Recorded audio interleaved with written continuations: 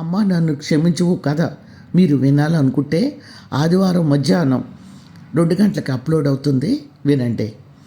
శ్రీకాంత్ తల్లి చనిపోవడం చూసి గుండెలు పగిలేలా ఏడ్చాడు. అమ్మ, నిన్ను నేను అర్థం చేసుకోలేకపోయాను.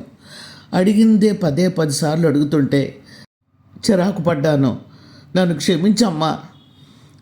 నీకున్న సహనంలో 100వ వంతు నాకుండుంటే ఈరోజు నిన్ను పోగొట్టుకునేవాడిని కాదు. అమ్మ, నా కోసం ఎంత గొప్పగా రాసి బుక్కు అల్మార్లో పెట్టుకున్నావు.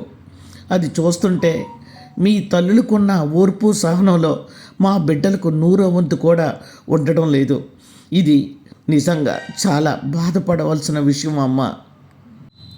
భగవంతుడు మీకంత సహనం ఓర్పు ఇచ్చాడు కానీ మాకెందుకమ్మా ఇవ్వలేదు. అమ్మ నన్ను క్షమించు అని గుడ్డలు పడేలా ఏడ్చాడు.